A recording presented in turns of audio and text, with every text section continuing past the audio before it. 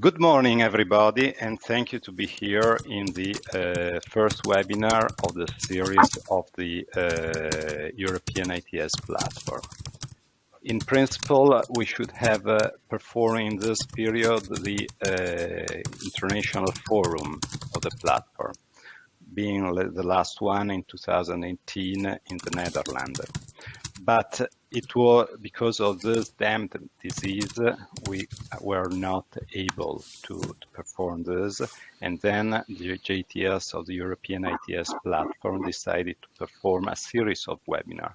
This one is the first one. 138 people were registered yesterday night. And we plan to have 3 more in the coming days. One concerning action for the digital challenge of core network corridors. The second one on perspective and contribution of road authorities for facilitated automated driving. And the third one is digitalization of the road transport in Europe, impact and perspective, in which we will discuss an important task achieved by the European ITS platform, that is the evaluation on the impact of corridors at the pan-European level. But I do not want to abuse of your time, and I ask please Dr. Reif to show the organization of this day. Tobias, you have the word. Yeah, good morning everyone. I hope you can hear me well. I'm glad that so many people are interested in this topic and joined the webinar. My name is Tobias Reif. I work in the activity 2 of the European Platform for Intelligent Transport Systems, and I'm the lead of the expert group Traffic Management. Yeah, I would like to show you the plan for today's webinar. So Roberto and I will do the welcome. After that, I'm happy that I can say that the European Commission will open the EUEIP webinar series. After the opening of the European Commission, my colleague Orestes Yamarellos will summarize this received answers, which everyone could give who registered for this webinar. After that, I would like to introduce you the Reference Handbook for harmonized ITS core service deployment in Europe, which is one of the main activities within the European platform. And after my presentation, I'm happy that we can announce a panel discussion with Malika Sidi, Serge van Dam, and all of you, and this will be led by Roberto Arditi. And after this managed discussion, we will come to the end of the webinar. If you have any questions or if you would like to participate in the debate, please send your message via the chat. We can read them and we can integrate your contributions then into the discussion. Thank you so much, Tobias. Now I introduce Mr. Felici. Edoardo Felici is Policy Officer at the European Commission, DG Move. He is currently seconded national expert from Dutch authorities, where he gained already experience in the field of traffic management and intelligent transport system. Thank you, Edoardo, is a chance for us to have you opening this series of webinars. Thank you so much. Thank you very much, Roberto, and good morning from Brussels. Thank you very much for inviting the European Commission to open today's webinar on a very important contribution to the sector. So I had the pleasure of reading the first draft of the Reference Handbook that Tobias mentioned during the summer. I would like to start today with a few observations framed within the context of some larger developments within the European Commission. So it's clear to me that the handbook will contribute to the harmonized development of ITS services across the European Union. Sharing best practices and guidelines will help those authorities implementing ITS to work faster, be more efficient, and eventually also help cross-border road users in understanding systems, signs, and warnings deployed on our roads and along our routes. I sincerely hope this will not be a one-off effort. but that these references will continue to be developed as we learn more and as technology improves and we continue cooperating together. So one of the things that I thought of after reading the first draft is that dissemination of this document will be key. So we must not forget that this effort needs to be shared and avoid that it be forgotten as a lost document on someone's computer or that it gathers dust on the bookshelves. We expect a strong effort to make sure that our sector is aware of the existence of this document, and it will continue to be developed for the benefit of all in the coming years. So to frame it within the Commission's broader work, you will notice that digitalization is the key word in almost everything we do these days. So from the smart and sustainable mobility strategy, which will be published at the end of the year, to the Green Deal, we expect that digitalization will contribute to all the goals of reducing emissions, increasing traffic safety, and building a more resilient transport system, and indeed be crisis-proof, as the slides show you. Now, it is also imperative that we continue working on data availability and data accessibility. The ITS Directive, which most of you must be familiar with, has contributed to this in the past 10 years, and we will place this within the new context of the Common European Data Space, and specifically the one for mobility, which will be developed. This should further boost trust, availability, and standardization of data to the benefit of our sector, with full respect of our European values and rules, making sure that the rules for access and use of data is fair, practical, and clear, and that data can actually really flow between the different sectors and within the European Union. Let's also not forget that mobility is becoming more and more multimodal, that the delegated regulations under the ITS Directive are not individual islands, but are actually a comprehensive set of legislation. In the revisions of Priority Action B on real-time traffic information services, one which I'm currently working on, and the revision of the Priority Action A and the revision of the ITS Directive itself, both planned in 2021, will take this even more into account and will be working in synergy together. The Reference Handbook should also reflect this. ITS is not only related to roads, but really related to travel in a broader sense. So multimodality is a key aspect in this case. Let me also remind all of you that when ITS is deployed and data is actually generated, the ITS Directive obliges you to make this data accessible via the national access points. Again, when data is available, it should be made accessible through national access points following the delegated regulations. So to support this, we will launch a new program support action this month for a coordination mechanism to federate national access points. We consider the national access points backbone for building ITS services in the mobility data space to come. This action will further facilitate the coordination, help monitoring the availability and accessibility of data, and most importantly, coordinate the development and evolution of the national access points in Europe to make sure that they are easy to use, the data is easily accessible with sufficient metadata, and it's clear what kind of quality the data on the national access points has. I want to close this opening by thanking all of you who have contributed to the creation of the document which we will discuss today. I offer full support from the European Commission to finalize the work in the following months, and I wish you all a fruitful and successful webinar. I look forward to hearing the discussions today. Thank you very much.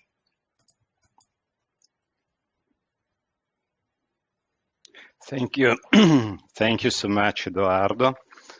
I think that everybody in Europe has seen Mrs. Ursula, the honorable chairman of the European Commission, to speak about the Green Deal.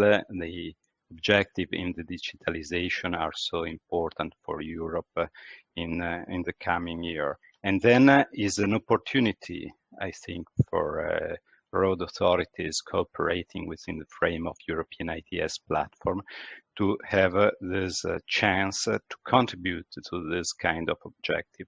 And moreover, I fully agree with you, it's so important to have a dissemination of this document in order to have it known at pan-European level. Today is the first step of this kind of action, but only the first step. We want to step forward on this. But now I ask my colleague Orestes Jamaleros, who is a research engineer at the Federal Research Highway Institute Bast in Germany. He is conducting and supervising research in the field of traffic management, intelligent transport systems, and freight transport.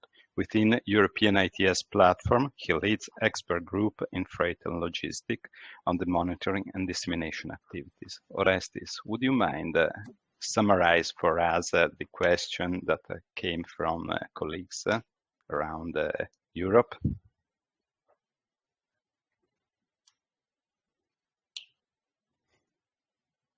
No. Of the European ITS platform. So we'd like to introduce the topic using your responses on a short questionnaire that we distributed to all those who registered to participate in the webinar.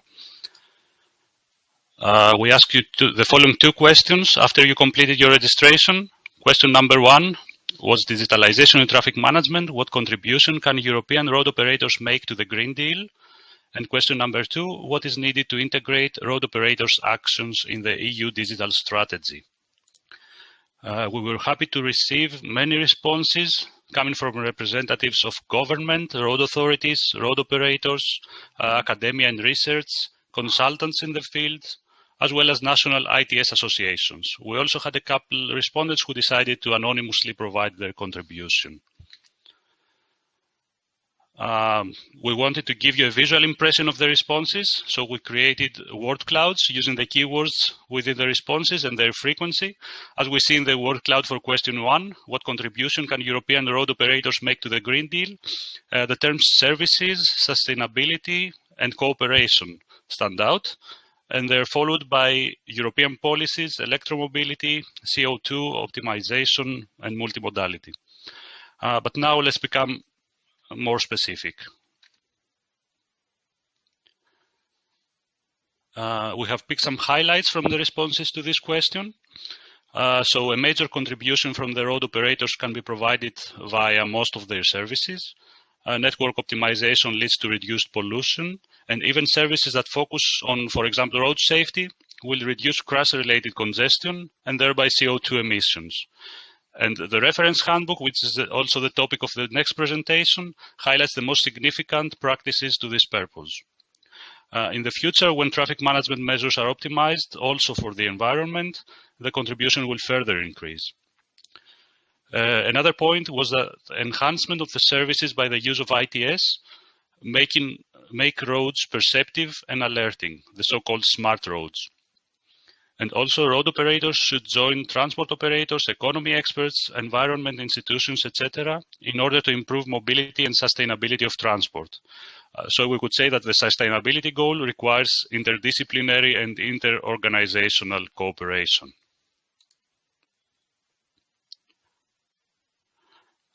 Some more highlights. Roads are an open space, same as digital space. Both are part of the Green Deal. Road operators should contribute to create digital motorways where road operators, vehicles, drivers, information work together. And the very spot-on conclusion of this answer is that it is not a technological challenge, it is a social challenge. Also integrating more with other transport modes, for example, at the entrance of urban areas, and equipping interchange areas with electric charging. So in this case, multimodality and electromobility are addressed by some respondents. And also significant deployment of ITS on the network is a key contribution of road operators to the current European policies in light of the Green Deal. The same conclusion has also been drawn in the booklet on the results of CEF ITS corridors being published by the European ITS platform and represents a guide of quantified possible benefits. Moving on to the second question, what is needed to integrate road operators' actions in the EU digital strategy? The terms that stand out here are ITS, harmonization, cooperation, and deployment, and they're followed by the national access points, stakeholders, and road operators. Let's see again some example responses that include remarks made from most respondents, as well as some responses that stood out. So the respondents see the importance of a close stakeholder cooperation so that the actions of road operators are aligned to those of the other stakeholders and the European strategies. cooperation among different road operators and with pertinent stakeholders is crucial to deliver a seamless digital layer, grounding this way the opportunity to reach new pan-European goals. Guidance, support and funding will be needed in order to allow road operators to work together to develop aligned strategies and deployments. Moreover, it is important to align on mandatory and highly relevant applications and services under the umbrella of the ITS Directive. There must be a harmonized approach. And some more highlights. Promote infrastructure to vehicle and vehicle to infrastructure communication and use of ITS for sensible and communicating roads. A significant number of respondents also mentioned the national access points, that they need to be empowered, and they consider them the core of data exchange and enablers for cooperation. Support deployment and testing of cooperative and automated driving on small to large scale. And a final remark, start a common European project initiative to develop common rules for safety improvements, movement of electric vehicles, charging stations, and similar actions. Or maybe expressed in other words, further harmonization in Europe is needed. And this is my last slide. So at this point, I'd like to thank you for your motivation and willingness to respond, providing us with very valuable information. Very interesting answers indeed, and I believe they make a great introduction for the discussion that will follow. So please don't hesitate to take part in it. Thank you very much. Thank you so much, Orestis. I've seen that you highlighted in your cloud 3 words. I noted the 3 bigger one that are cooperation, sustainability, and deployment. I think the 3 of them are a sort of objective of the European ITS platform and corridors that are cooperating to have a common deployment of intelligent transport system within the vision of what you called a social challenge. Yes, I fully agree. This is a challenge of our society, and we need to be helpful in view of the sustainability. Tobias is now going to present for us the preliminary result of the European ITS platform in the field of the handbook. And Tobias is a research engineer for CITS and traffic management at Federal Highways Research Institute, BAST again. He is expert group leader in traffic management at European Intelligent Transport System platform. He is national and international coordination of CITS deployment in Germany, C-Roads Germany. His previous position and experience is coming from the automobile industry. Tobias, up to you. Yeah, thank you very much for the introduction, Roberto. I hope you can see my slides. As mentioned, I would like to present you the Reference Handbook for harmonized ITS core service deployment in Europe, which is an essential part of our activities within the European ITS platform. But before I go to the real content of the Reference Handbook, I would like to shortly introduce the ITS platform to you. What is our overall goal? So the European road network is facing several challenges at this point in time. We are facing a growing demand for mobility of the European inhabitants on the one side. Simultaneously, we have a growth of the freight transport. And we in Europe decided to make Europe climate neutral by the year 2050. And we also would like to improve the traffic safety by reducing the number of fatalities and serious injuries. So to achieve these goals, we need an efficient use of the existing road network. And our goal within the European ITS platform is to increase the efficiency of the existing European road network by implementing intelligent transport systems. So we foster the interoperability of the ITS systems and uniform technical standards, and we do this with several several partners out of 14 EU member states. So yeah, who we are. So the European ITS platform consists out of road authorities and road operators, spread it within the European Union. And yeah, what are we doing? We harmonize and deploy European core ITS services. We support the implementation of the ITS Directive and the Delegated Regulations, and we have the goal to harmonize and the ITS technical solutions. Yeah, here are several, on the slide on the right side are several achievements of the ITS platform shown. I will just today introduce the first point, which is a reference handbook for harmonized ITS service deployment.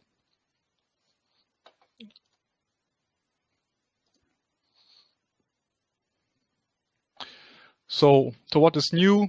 So the EUEIP Activity 2 worked intensively on developing the reference handbook for harmonized ITS core service deployment in Europe, to support and give guidance to the road operators and road authorities to implement ITS, and to support the use of the existing road network. So I would like to explain to you today 6 essential steps where we've worked on. The first one is with regard to the deployment guidelines, which have already been released in 2012. The second step is we of course intensively checked the delegated regulations within the ITS Directive. The third step is that we had a close cooperation with the DATEX 2 program support action. And the fourth step, we checked with which ITS service could be supported by an CITS service. So this was the fourth step, which is shown here on the slide. And we also considered different target groups who are using our reference handbook, and we made our thoughts about that.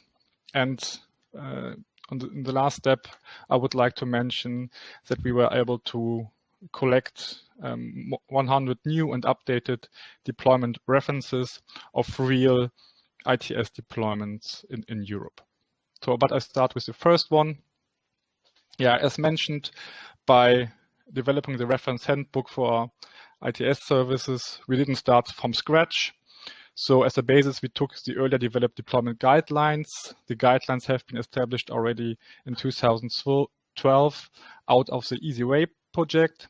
And these deployment guidelines have been updated within the project EIP and EIP Plus 2015. Yeah, and now within the EUEIP project, we worked on the development of the reference handbook. So initially, we had 19 separate deployment guidelines, and to reduce repetitions and have the whole ITS knowledge in one document, we decided to develop one reference handbook. And in the blue box on the right side of my slide, you see the conceptual setup of the reference handbook. So we have a common part, which is valid for all ITS services, which are described in this reference handbook. And this common part is followed by 3 blocks. One is for traffic and travel information services, one for traffic management services, and one for freight and logistics services. And within these 3 blocks, the 14 ITS services are described in separate chapters. And yeah, these 3 blocks are followed by a common annex. And in this annex, we have deployment references from real ITS deployments, and we have a checklist for ITS implementations. Yeah, the second major development, what we've done to establish the reference handbook, is to ensure the compliance to the delegated regulations under the ITS Directive. We checked which data needs to be made accessible by the member states within the delegated regulations for safe and secure truck parking, for safety-related minimum traffic information, for real-time traffic information, and multimodal travel information services. So this helps the users of the reference handbook to see easily if I have the ITS service XYZ installed and following data elements are available in a digital format, in a machine-readable format to me, which data do I have to provide or make accessible to other member states and to provide, for example, on the national access point. So how have we developed this step?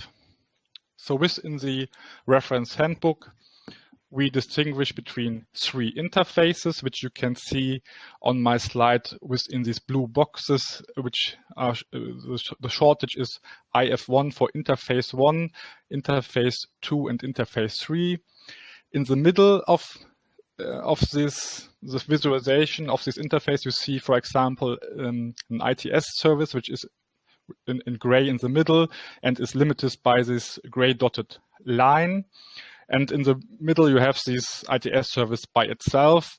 And then you have these interfaces which shows or visualized the data exchange between different entities. So for example, the interface 1 realizes the backbone exchange of data. For example, it allows the road operators to exchange data with other road operators or private services, mainly, for example, via the national access point. And this interface is mainly realized via DATEX2 based formats. So we defined this interface 1 in the reference handbook and defined these 3 interfaces for every 14 ITS services. The interface 2 describes the possibility of a road operator to communicate directly with the road users, for example, via CITS. And we checked within our work to establish a reference handbook which ITS service can be supported by a CITS service.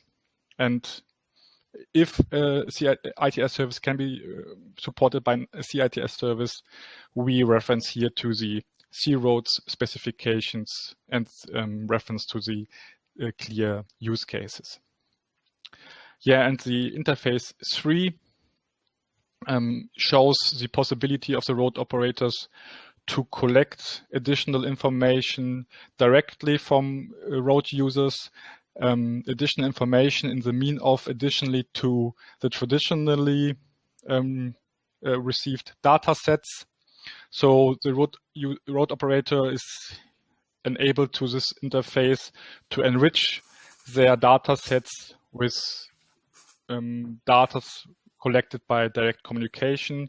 And we defined also this interface 3, where we reference to the C-Roads specifications and also to the car-to-car consortium basic system profiles. So these are the 3 interfaces which are defined for every ITS service within the reference handbook. And I go now to the next slide. Oh, sorry, this was one too much. Yeah, so this one I would like to show. So the next step I would like to explain to you is our cooperation with the DATEX2 program support action. Together with the colleagues from the DATEX2 program support action, we developed for every ITS service, which is described in the reference handbook, a recommended reference profile. These profiles are already available, freely available on the DATEX2 web page and are ready to use. And these recommended reference profiles are linked in the reference handbook via the interface requirements, which I have explained earlier, and the information provision standards. So, for example, you see this example here in the red boxes. You don't have to read completely through it, but I want to give you one example how the interface requirements work. For example, for the ITS service variable speed limit, we have defined the interface requirement 1, and we have listed here all data elements which need to be made accessible. And in the information provision, the standard one, we then refer to the DATEX 2 recommended reference profile and to the DATEX 2 standard to have this clear reference to the DATEX 2 standard.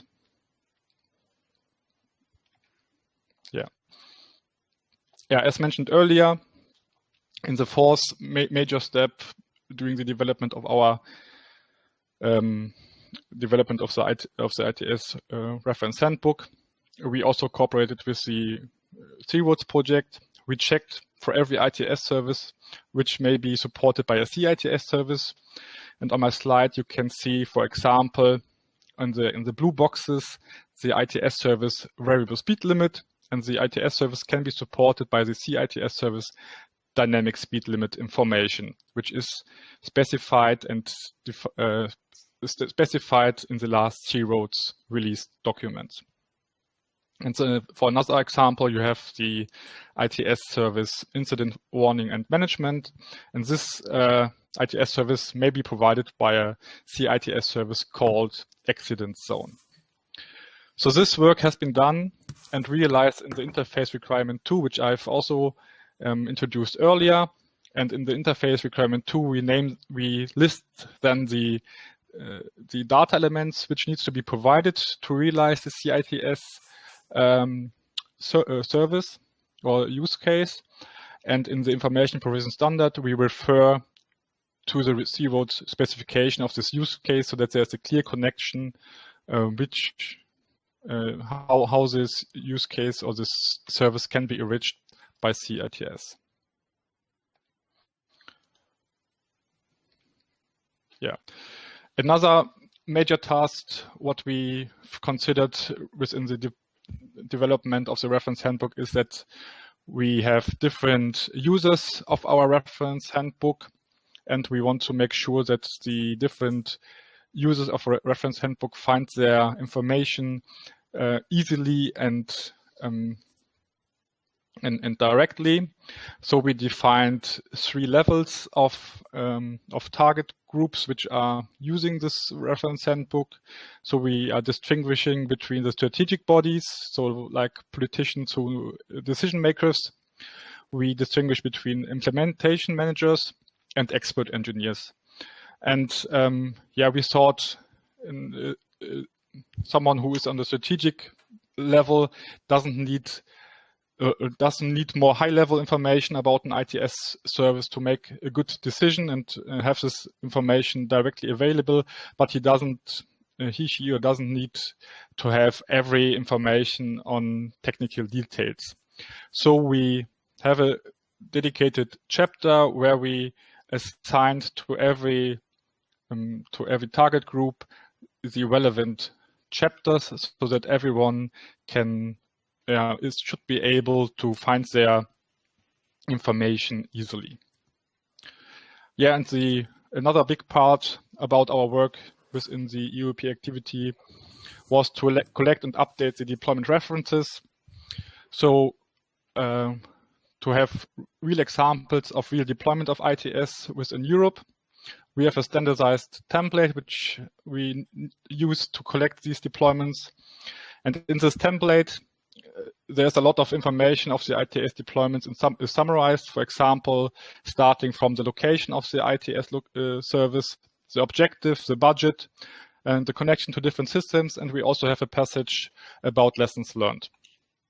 So within our work, we were able to collect and update 100 deployment references, which will be in the annex of the reference handbook.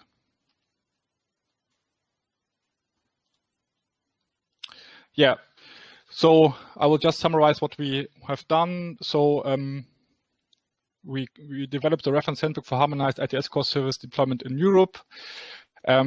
We checked intensively the delegated regulations and want to support the road operators here to be compliant to these delegated regulations. We worked in close cooperation with the DATEX 2 program support action experts. We updated the ITS services with CITS services. We thought about the target groups and made it clearer in this reference handbook. And we were able to collect more than 100 deployment references of real ITS service implementations. So what is the current status? As Eduardo mentioned at the beginning, there was a review phase of this reference handbook for all member states and also to the European Commission. We received a lot of comments to the reference handbook, which shows us that it's taken serious and is an important tool. We are within the EUEIP platform are now working on the comment resolution, and we want to have a final version of the reference handbook agreed on expert good level end of January, and also an agreed version of the reference handbook beginning of next year. And we are working next year then on also a web-based version of the reference handbook, so it's not only available as a PDF. We also would like to have a web-based version of the reference handbook to get the information needed more easily. Yeah, and also, as mentioned already by Eduardo in the beginning, we are working on the dissemination of this handbook, and we started with this presentation now to spread the news of the reference handbook. Yeah, so this was my presentation with regard to reference handbook. Thank you very much for your attention. Thank you so much, Tobias, for having summarized for us this very huge work performed by so many colleagues and people in the European ITS platform. We look forward to have this working in view of the European objective and also objective of road authorities and road operators around Europe. We have now the debate. I will pose the question to the speakers, but questions are also open to experts in the audience. From the feedback that Oresti summarized for us, not only road operators and road authorities are present today, but also consultant, also the service providers and other stakeholders in the field of intelligent transport system and digitalization of the infrastructure. To this purpose, I introduce to you the two principal speakers that are Serge Van Dam. Serge Van Dam is a principal advisor on traffic management at Rijkswaterstaat and co-chair of CEDRCAD working group. He is heavily involved in the international policy making and strategy for connected and automated transport. He previously was an independent consultant on smart green mobility and co-founder of a boutique on consultancy firm. Malika is the current Malika Seddi is General Secretary and Chief Executive Officer of ASECAP, the European Association of Motorways Operator, and she used to be the Director of International Affairs and Customer Services in ASFA, the French Association of Toll Motorways, and she was working in the committee in several committees of the French toll companies, and she is member of the European Board Committee of Article, and she served as director of the board of directors in IBTA. But more than this, she is my friend. She's a dear friend of me. Anyway, now I invite all of you, all of people who is present to intervene, to ask in the chat to have an intervention, and I will ask our director to open floor of people who is to everybody of you who is connected, but you need to ask in the chat for your intervention. But in the meanwhile, the first question that I ask panelists and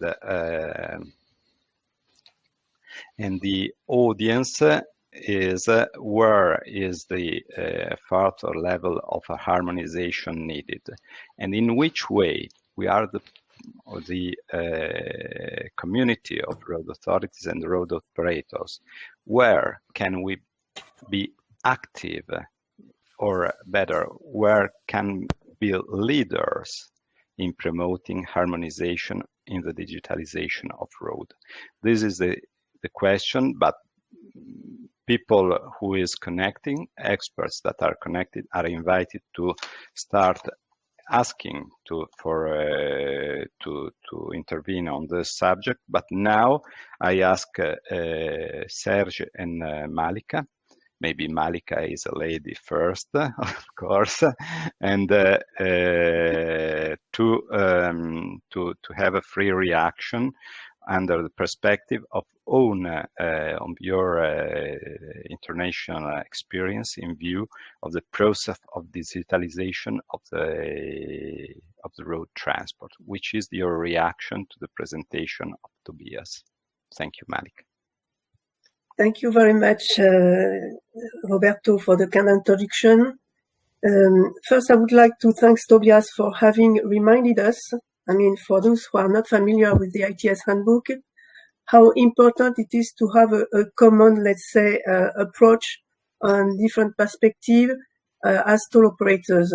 As it has already been recalled by Tobias, the whole community of road operators has started to work together for now many years in order to answer the objective that we have to have a congestion-free, a safe road infrastructure, and also fulfilling environmental issue.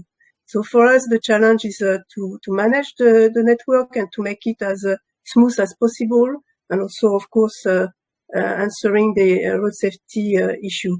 So we have developed all together. I mean, now I'm taking also the hat of the previous, let's say, implication that I was in, to see how the whole community, thanks to the European, let's say, program that has been initiated, managed to really build a core team all together in order to define the core ITS system and development. So I think it's always good to recall, in fact, that we have started to initiate this action all together for more than 20 years, that road operators are really being involved to develop that.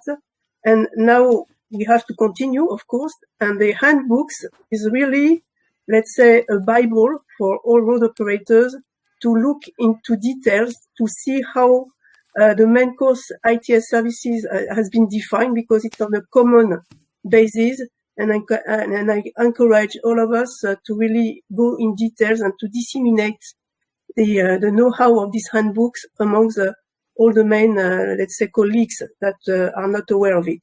So I will really just echo what Eduardo said in the beginning. We do have a real tool that we have to share all together, and we do share it. The EUEIP, the EUEIP platform is one of the strong, let's say, place where we share knowledge and experience, but also on top of that, it's more on a practical view that we have to be aware of this handbook. So just want to say these few words initially, and to recall who I represent. I represent ASECAP here today, and ASECAP is gathering 142 companies operating, maintaining, and the motorway network in Europe, and the importance to have, let's say, common practice, mainly on cross-border area, and also to share, it has already been mentioned, data on a common standard is of vital importance. So the work that has been done in the past years, building, let's say, a common set of sharing data, through that text. It has been already explained, and other aspects like let's say just normal traffic management operation things like speed limit, dynamic speed limit process, which has been shared, like also all the operation part of closing motorway. Just an example that come to my mind, cross-border operation things that has been implemented between Italy and France, and also France and Spain and other countries all over Europe. That means that we need to exchange between road operators, and to exchange between all road operators means that we can understand each other, but also we can exchange data in order to take appropriate operation measure, like to stop trucks on one side of the motorway because it's snowing on the other side in order to avoid full congestions. That is really things that has been also clearly target and exist now in our handbooks that we share together. So my first reaction to your question, Roberto, would be that we have common goals that has been already mentioned by several of us. The Green Deal is also next steps for us to improve the way that we work, but never forget that our main business and main, let's say, work is really to manage the traffic and the network. So that with a full set of tools and actions. That is my first reaction. So thank you. I will later on providing additional. Thank you so much, Malika. Is a great answer and a great conclusion. I imagine that Eduardo also will react later to this stimulus from you, because if your very important organization can say that we have a common European objective, I deem is in the business of European Commission to collect this kind of let's say inputs in order to convey these efforts that can come from main stakeholders to a common line, to a common direction. And now up to Serge, the reaction from the perspective, not anymore from road operators, but from road authorities. Thank you, Serge, to be with us. Thank you very much. Well, yes, we are in CEDAR a collection of national road authorities and also road operators. Well, let me start with an example. If you drive across Europe, and especially through the heart of Europe, you transfer to a lot of countries. It's not so easy now, but it will be again at one point, I hope. Where you notice if you transfer on the infrastructure, even on the motorways, they all look just a little bit different. And they are, in most countries, well maintained. They might be a bit less maintained in some other countries. And you see the level of traffic management on these roads can be very different. Some countries have highly developed traffic management. Some countries are still in the beginning, or some others may not have so much congestion and not so much need for traffic management. So very different infrastructure, very different organizations, as well as very different levels of development of traffic management. This is all fine for us human drivers. As we progress along the roads, we do not have a problem coping with just tiny differences in lines or traffic signs or messages that we receive. But it gets different when we add automation into the picture. And I think this is already something we're starting to see, is that if you take the development of automation, it is not on a European level or a national level. It's on a worldwide level, where our diversity within Europe, especially on infrastructure, is now, well, along from being very charming and giving an insight into national differences, also a bit of a burden and something we have to manage, especially looking from the perspective of the road authority. We have two main tasks, in my opinion, and what we see is that we need to improve the way we get information from the outside world into our organizations that is feeding our traffic management processes. I would call that our digital side on the real world. And we have to improve and harmonize the way we tell the outside world what we are doing, what we have been doing. That is what I would say our digital visibility. Now, within our CEDAR group, the Conference of European Directors of Roads, that I'm co-chair, there's the group that is called the Connectivity, Automation and Data Group, the CEDAR CAT group. I'm co-chairing that together with Manfred Hauer from ASFINAG in Austria. We are really focusing on how to increase the cooperation and how to make steps towards, let's say, preparing the infrastructure for the advent of automation and connectivity.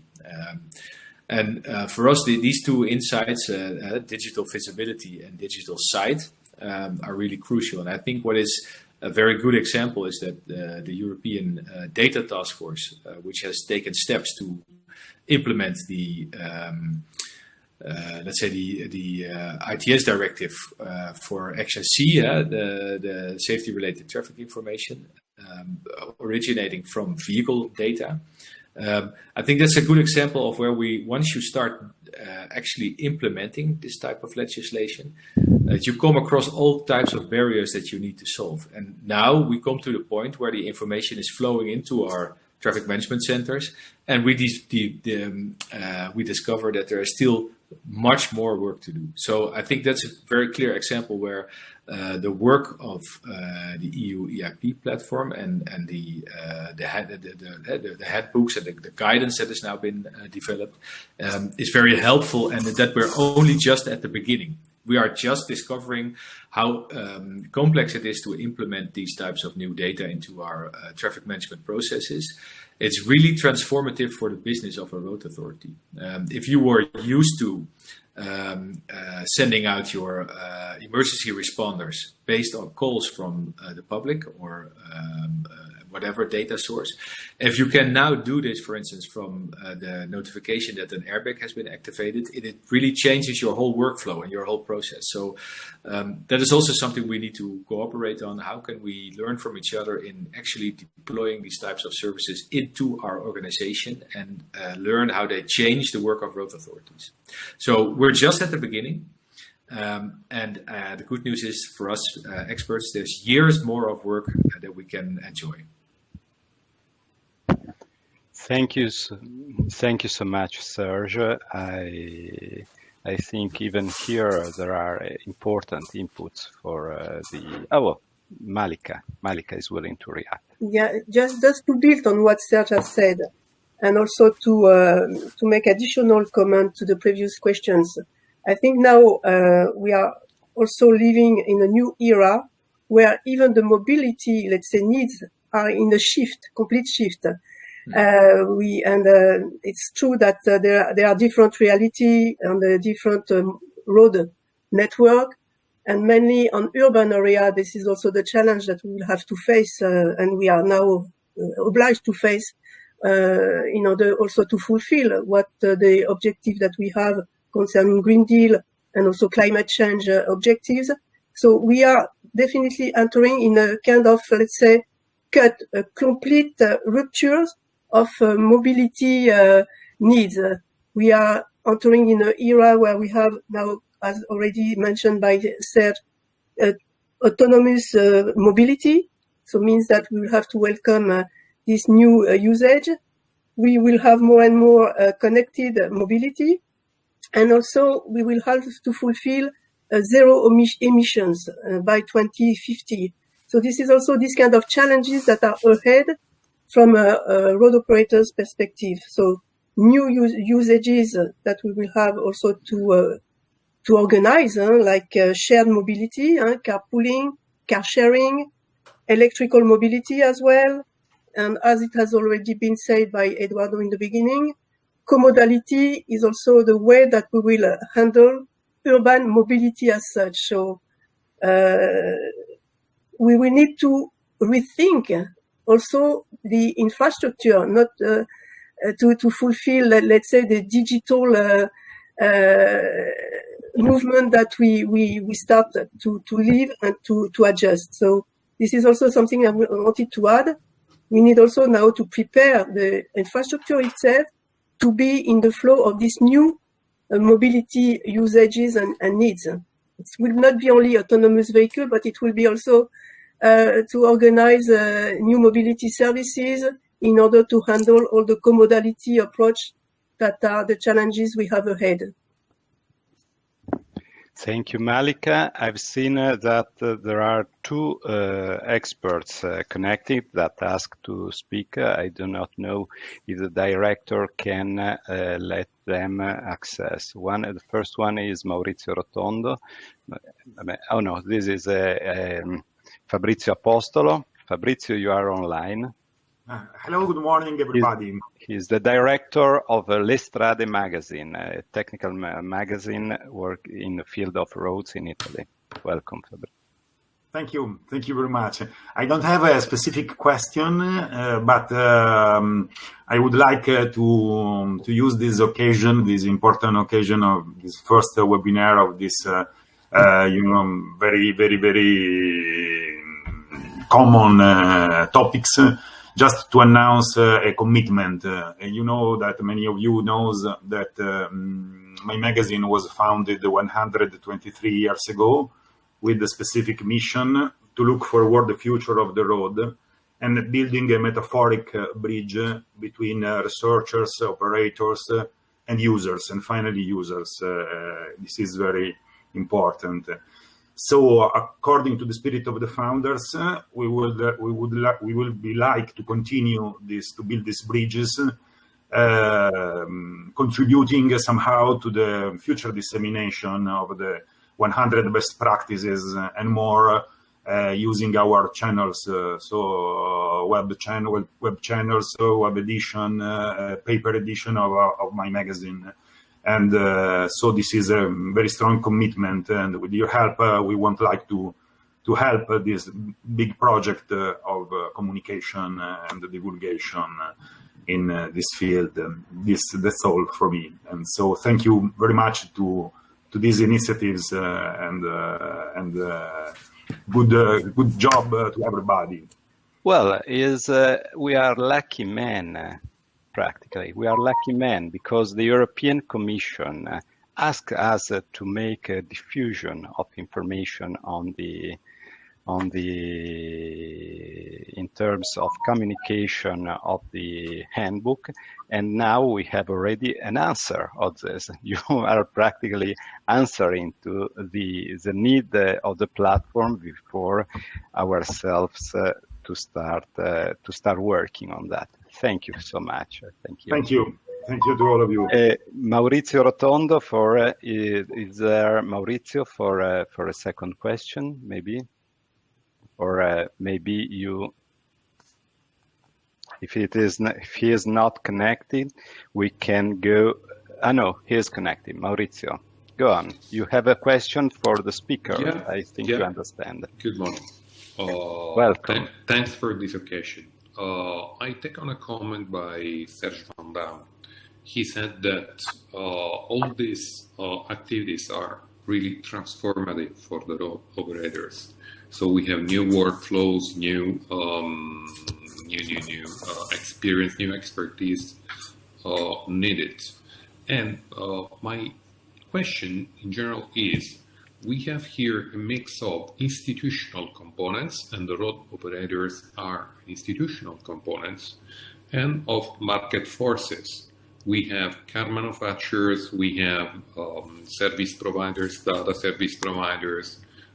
We have what would be the best way or the best ways, because we may have more than one, to, let's say, compensate the road operators for what they're doing. And can the road operators also legitimately have a role in this market? That's my question. It's a very fundamental question, but a really important one, I think. Well, two reactions on that. I think one of the first things to consider is that there is a risk of transferring investments that should be done in vehicle technology to compensating shortcomings in vehicle technology with roadside infrastructure or roadside investment. I think clearly, if from the automotive industry there would be a push to within a couple of years to harmonize the lining, the road markings across Europe and make them twice as wide and retroreflective. It is a clear example of an investment that would incur an enormous public cost and would not be very beneficial, because by the time we as road authorities would have something like that finished, the need for it would probably be gone, because the cameras and LiDARs would have, or GPS positioning would have improved so much, so that by that time it's no longer necessary. So I think from the angle of the road authorities, clearly we have a very important role, and that is to also guard the public interest. And what road authorities do, they take on board the issues of road safety, of decarbonization, of traffic system efficiency, and especially from those three perspectives. I think it's really important for road authorities to look not at just the functioning of one vehicle, but to look at the functioning of the traffic system as a whole. What are the impacts of, let's say, all types of different vehicles, the enormous mixed fleet, connected, not connected, automated, not automated, on the functioning of the traffic system as a whole? And then from that perspective, what type of investments will actually give a positive societal value in terms of reducing congestion, let's say, first improving road safety, then contributing to decarbonization, and then thirdly, decreasing congestion. Because I think it's important to note that what we see now already developing is that the growth trajectory of traffic will be set back at least 5 years from the current COVID crisis. So traffic, it will take a few years before we have the same amount of traffic, and it may or may not, I think it will, but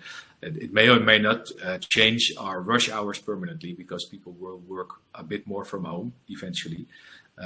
So for me, the main goals will be, of course, the first two I said, road safety and decarbonization. That is for us the focus, and that's also really what we're bringing on board in the CEDAR group.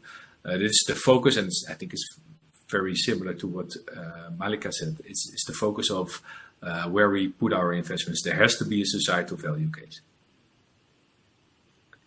Thank you, Serge. I do not know if Malika is willing to react as well.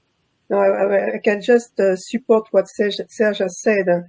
And from the toll operator's perspective, I would say it's not that it is a different approach, because our system, the network, the way that it has been, let's say, developed, is based on the user pay principle, which is also really the fair, let's say, way to make continuous investment and to upgrade our system and to, let's say, fulfill investment, let's say, part that we have to do. So, as I said before, and just to build also on what Serge said, we need really to focus on the main important investment that we have to make. And as I already said, we are now also entering in a new era where we have to readjust the infrastructure that we have today. So it means that we really have to optimize the capacity and to organize somehow how we will share the network that we have, existing network, to address, let's say, for instance, mass public transportation on our network. It will not be heavy investment somehow, but it will need to adapt the infrastructure to make, let's say, dedicated lanes specifically to mass public transportation, or let's say avoid solo vehicles on the network, and in order to boost, let's say, carpooling, car sharing. So those kind of lanes that will be managed lanes will need somehow investment to adapt this the infrastructure, but not as huge as to rebuild a new one. And I think this is something that we also have to prioritize in order to make really focus investment that will accommodate these new usages, and also it will be, I would say, not dangerous, but complicated to have other people organizing and managing the network on behalf of road operators or road authorities. So that will be also complicated. You need to delegate these public services that we have to do, which means provide mobility, move on the safest way, and also to target also CO2 emissions. So for sure, there will be new players where we also have to integrate in the chain somehow, but to organize it in a proper way so that we will make sure that the fulfillment of public service are still, the key, the core part that we have to do as road operators. Thank you so much, Malika. I understand from your speech and the speech of Serge two important points that I want to stress. One is the investment. We have operators and authorities are making investment. We absolutely need to have best use of those resources, because resources are less and less we are less and less rich of resources in this. So the best and coordinated use of these resources for the large scale deployment is, in my vision, a critical point. And I thank you, both the organization, to work on this specific point.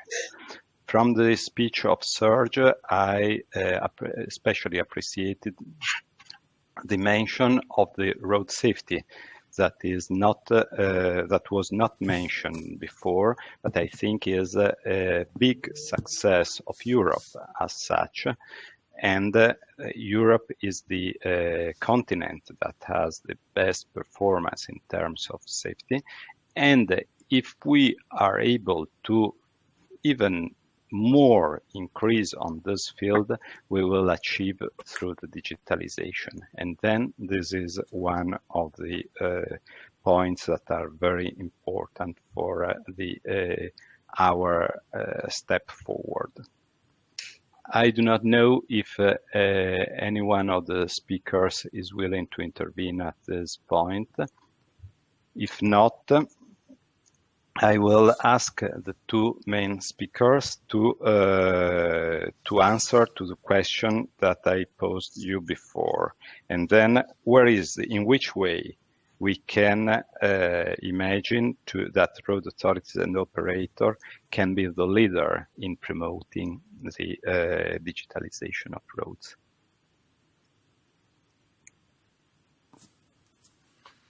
Who is the first one? Who is the leader in this? Yeah, I think that with Serge as representing the road authority and I represent the road operators, somehow we are strongly connected. We are cousins. we want to be leaders. We want to be leaders, and then, or at least active in this field. And then I don't know. Yeah. You already mentioned the group of CEDAR, CAD, the Copper 3, the cooperation in the platform, and so on. Yeah, well, I think we cannot be the leaders on our own. That has to be very clear. You can lead by cooperating, and I think that's what Malika is stating as well. We're working ever more closely together as CEDAR and ASICAP. But also, I think where we can lead as authorities is by engaging with the automotive industry as well as the telecom industry, and to promote the interest for us in exchanging and developing together. There is clearly also in the industry, I think we've moved beyond the impression that every societal issue is going to be solved by private investment and business cases. If there is really progress to be made in the transport system and the huge challenges we have, there is clearly a role for public authorities to at some point take the lead in also defining what needs to be done. And of course, there is an enormous market evolving for all kinds of connectivity services and automation services and use cases.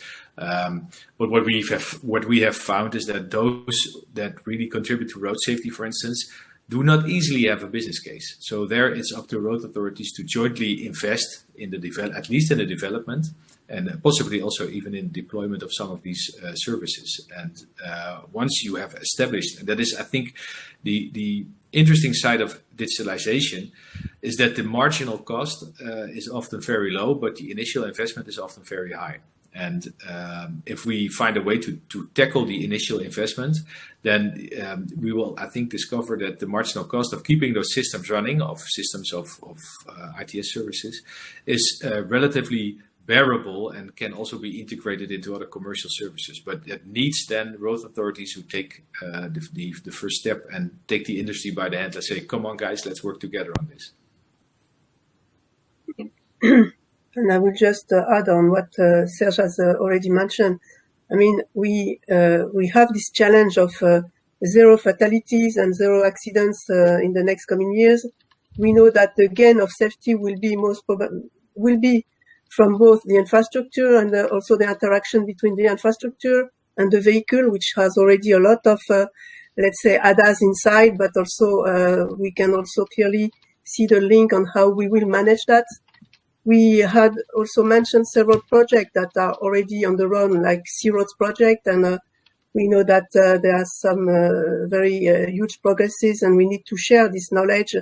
The CITS spot that has been, let's say, developed on a different network in order to highlight safety-related point, like the most recently, the very good example that we heard from our Austrian colleagues with the demonstration test, modern test, real deployment of ITS Wi-Fi station connecting with the vehicles, allowing the traffic control center to get all the details in order to anticipate, let's say, safety message related to their own people working on the field that prevents, let's say, secure the work zone in a digital way, so that, all the information is flowing everywhere. This is clearly also things that now is on the train, and we need now to continue and to go further. And the recommendation that I could make is based on what we have already mentioned as road operators, and this is also where the platform has something to play, a role to play, is also and to encourage somehow a large-scale testing that has already started with C-Roads projects, for instance, but large-scale testing to now accept and develop the infrastructure that is needed for the new mobility usages that we already mentioned before. So I think at that stage, we might need to organize with different stakeholders, because carpooling, car sharing that might be operated by external stakeholders. Data sharing information will be crucial, as we have already mentioned several times. So we need to organize these interfaces between all the different stakeholders. And I think this is also where we could, as Serge said, we need somehow to set up the platform in order to have all these stakeholders around. I know that European Commission has already worked on that also with the CCAM platform, and this is also a platform where we have a lot of experts discussing together. But we might need more, let's say, practical approach than I would say a more intellectual approach where, well, both are needed. But now we maybe need to pre-deploy some use cases based on a list of points that we have already mentioned. Thank you so much, Malika, for this intervention. Thank you, Serge. Challenges, testing, market, services, a lot of issues are around this phase of deployment in order to achieve these large-scale objectives. Thank you also, Malika, to mention the the needs for the future of the cooperation. And thank you also to the Commission that was able to organize this service, this platform that is on which we are working today in order to start having this kind of results. Eduardo, you have. Yes, Roberto, thanks. I just wanted to add to that. From our perspective, it's very important that we have leaders, but I think it's even more important that no one is left behind. So we do have indeed a situation in Europe where some member states are more advanced in their ITS deployment than others. I think it's key that we make sure that the level of deployment is harmonized and brought together a bit more, so that we avoid that there's a widening gap between those advanced member states and those who have maybe a bit less ITS deployed. I think, for instance, in the program support action that I mentioned in my opening, which we will launch this month, it's imperative that we get a very wide representation of member states in that call to include as many member states as possible, to make sure that everyone is aware of what's happening in our sector, that people can participate, and that those member states are allowed to catch up with those ones that are more advanced. Thanks, Malika, also for mentioning the CCAM platform and the CCAM partnership. I think there's another example of how we're trying to make sure that no one is indeed left behind and everyone can deploy ITS in a way that also helps cross-border travel, where of course a harmonized deployment is beneficial, but also, as mentioned by other speakers, that indeed we also tackle ITS from a multimodal perspective, so that we do include shared mobility services, connected mobility services to the portfolio of services which is available to our citizens. Thank you, Eduardo, for this. If there is any reaction from speakers, if not... Just to build on what Eduardo mentioned, I fully subscribed on the last point that you mentioned, Eduardo, related to multimodal approach, because here, as we need now to somehow also organize the whole, let's say, chain between the road operators and also, let's say, carpooling will need somehow, and car sharing will need to have on the different part of cities, let's say, parkings with availability that could be also very important for people to know if they can leave their car or not.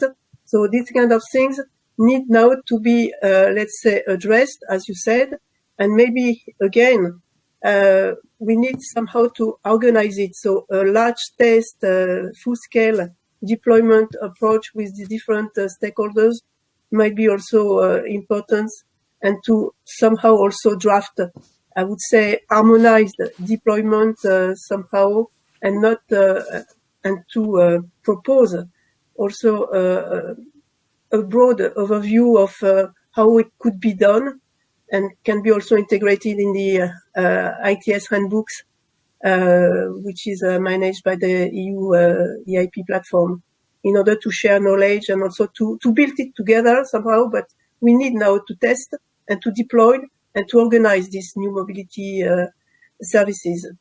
And I will also ask additional point that I did not mention, and Serge also mentioned it. We have different stakeholders, we will have data, we will have new standards, and it is important also to somehow develop all these new services in full coherence, and also taking the principle of technological, let's say, neutrality, so that there shouldn't be a big bang of, let's say, technical standard that need to be applied versus new technology that people will push ahead.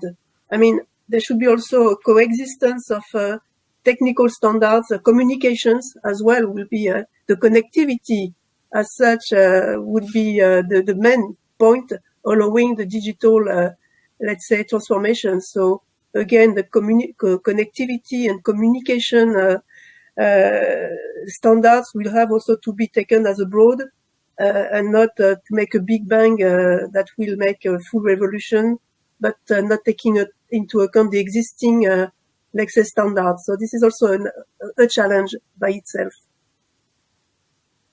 Yes, if I can add to that, Malika and Roberto, thanks.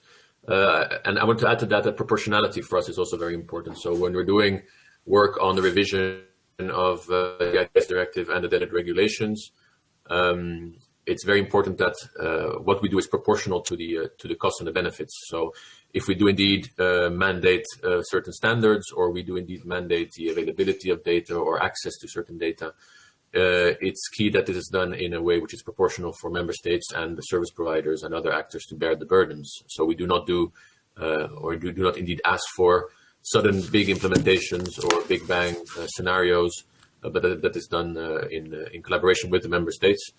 So we try to listen as much as possible and try to include these considerations as much as possible. Thank you, Eduardo, for this statement. And then I'm going to another question that is relevant to back to the handbook. And I ask to the two organizations, to ASICAP and CEDAR, do you imagine that your organization can benefit from results expressed in the handbook of the European ITS platform? And in which way do ASICAP and CEDAR plan actions to contribute to the pan-European diffusion of knowledge collected by experts of the platform? Indeed, we perform a big effort collecting experience from throughout all Europe. And you have the important network of the people we are willing to speak to. And then, for instance, I know that CEDAR is planning to organize a meeting on invite experts of the platform and meeting. This is something that very important. Can you express on this what is possible from the perspective of the CEDAR and ASICAP? Maybe Serge first. Well, just very short, I think that is the first important thing to do is to invite the expert of the handbook to our CEDAR CAT group meeting and have the actual dissemination and presentation there as well. That I think is really useful. The other thing I think that is very valuable is also to encourage sharing within organizations, so that those departments within road authorities where the colleagues may not be active on an international level also receive the knowledge that this type of work has already been done and that we do not need as an individual organization to reinvent the wheel. I think that is the most important message for all of us. So this one thing, sharing it among our group of internationally active colleagues. The other thing is to really take it back into your own organization and disseminate it there. Thank you. Malika? Yeah, I would just build on what Serge has said. I mean, we do have also group dedicated to, let's say, ITS. I will also recall that most of the ASICAP members in some way or other way are very much involved in a different ITS project, like the one that are undergoing at the present time, METIS, Arc Atlantic, Crocodile, and also the Sea Roads project for the connected and autonomous vehicles project. And for sure, we do already exchange within our own structure, but as you already said, we do have a ITS committee also within ASICAP. We collaborate with CEDAR as well, and we will much welcome also to have a representative from the platform to, like we are doing today, to present the handbooks for those who are not aware of it, because a lot of people are already aware of it. But I mean, to continue dissemination of good practices and to give all the details about the handbook. So, and at the international level, we can also for sure connect with other organizations that we are familiar with. We have colleagues, as Serge mentioned here, in this webinar with road operators, road authority, but we are also very well connected with PIARC, and they also have an ITS group where it will be of interest for them to know what we have developed in the ITS handbooks. And we also are very much connected with IBTTA, where I had the privilege to be the international vice president as well. So we are very strong connection with a lot of road operators groups where we can share knowledge, experience, and also best practices. So I will just say that we have a lot of groups where we need to share this knowledge, and we are all connected with this kind of groups. So it is also our responsibility to make the connection with these groups. Thank you so much. And I have the second question open to the audience as well. And then people who is willing to intervene again here is the most welcome if they are interested to intervene. But now I pose you this question. Which are the main challenges for the digitalization of European roads in the forthcoming 5 years? So we have a period, a short period in which many things are changing, as you have said already before in your intervention, about the transition from current ADAS systems to automated vehicle. Which challenges may occur for road operators through the expected mixed traffic, traditional, connected, and automated vehicles? So, two questions. One on the short-term perspective. These 5 years, what will happen in these 5 years as a main driver of the change, and what about the coming transition to automated vehicles? Malika, maybe. Yeah, I mean, for sure, to make this, to fulfill these challenges, we need to prepare the infrastructure itself. So we have started. We are now deploying more sensors, more camera, more devices that communicate between the infrastructure, the vehicles. So this is the challenge that we had very first, and we have already started to really upgrade our infrastructure in order to be really able to collect all the data and to have it also processed in our traffic center. But we also have, and we will use it, the intelligence artificial, let's say, algorithm in order also to better merge all the data that we have and to better use the data. So it is already on the train. So definitely we have to make our infrastructure capable to really interact with all the data that we will collect from different sources, and to organize it and to interpret it and to take to be able to make appropriate measure when they are needed in terms of closure, in terms of we have not yet mentioned platoons, but from a road operator's perspective, the platoons, when we will have, let's say, huge train of trucks on our network, we should be able somehow to cut a platoon for emergency reasons. Whatever things happens, if there's an accident, we should have, let's say, the capability as road operators really to control everything from an operation point of view. This is also one kind of challenges that we will have somehow. So it is really of importance that somehow all the data that we collect, we keep, let's say, the control of the management of the roads, when there is an accident, an incident occurring, and that we can also really react quickly, because the way that we will, let's say, improve our network will allow us also to to act very quickly, even quicker than we are doing today. Sergio?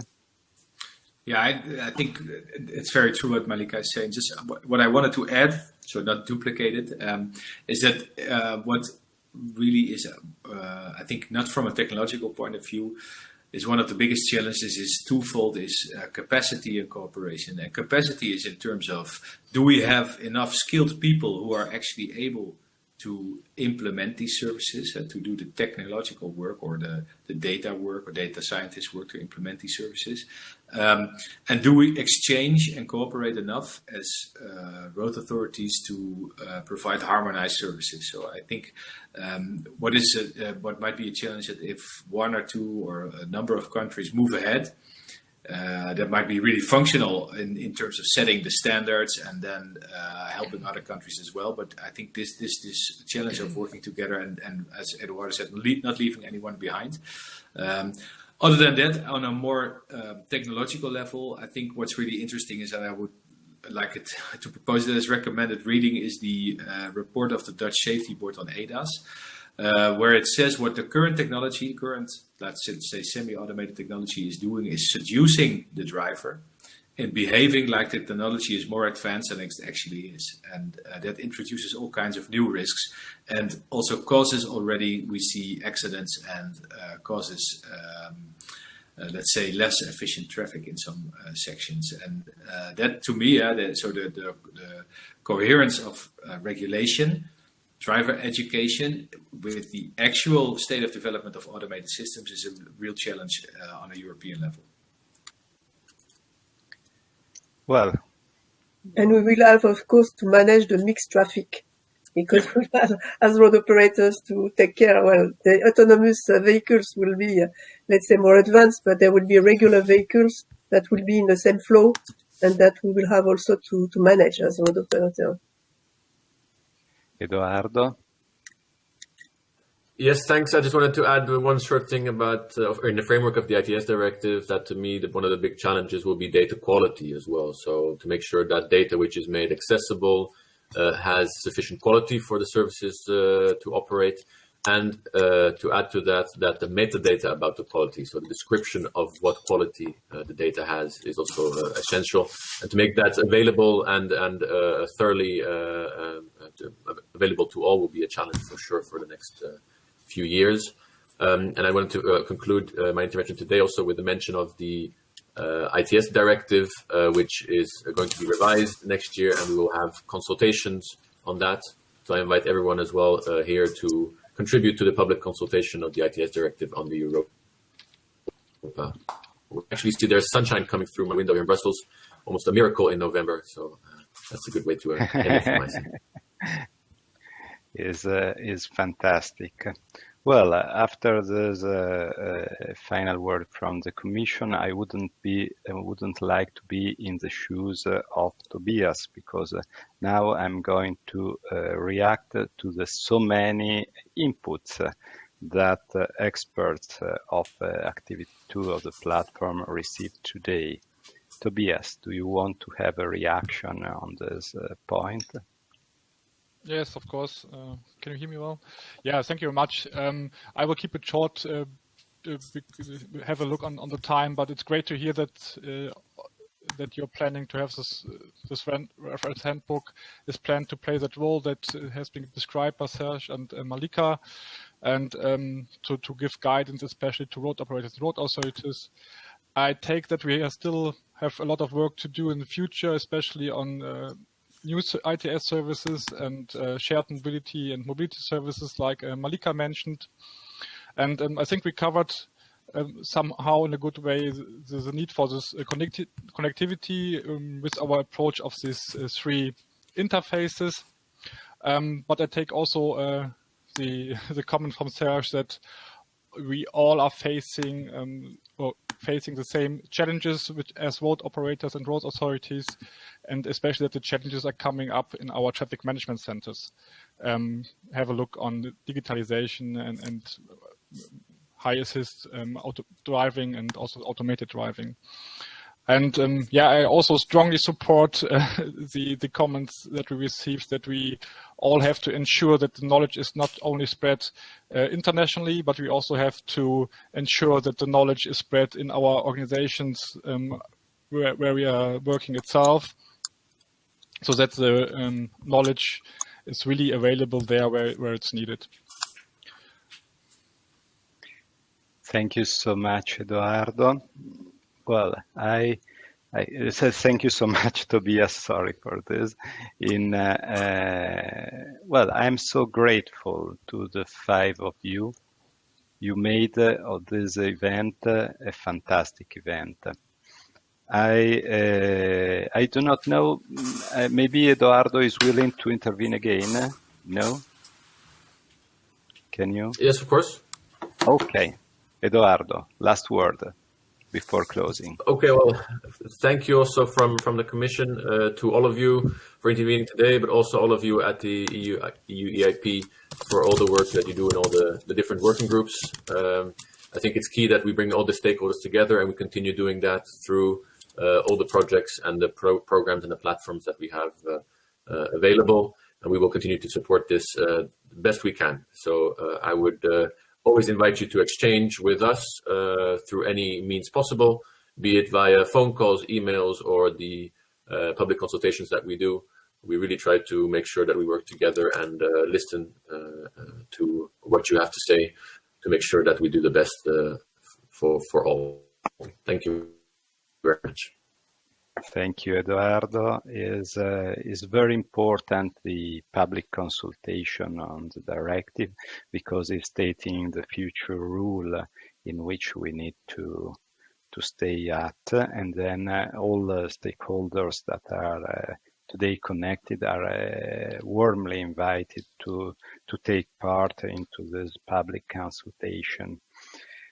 And finally, I remember all of you that this is just the first one of the 4 webinars so far planned by the European ITS platform. If you are, if each one of you subscribe the newsletter of the European ITS platform or the LinkedIn of the platform, you will receive the information of the forthcoming event directly. And then I remember that the 3 topics decided are action for digital challenge of core network corridors, perspective and contribution of road authorities for facilitated automated driving. And the third one is digitalization of the road transport, impact and perspective. And finally, I invite all the connected colleagues to a virtual applause to the fantastic speakers of today. Thank you so much. Have a good day. And thank you to the moderators. Thank you. Thank you. Bye-bye. Bye-bye.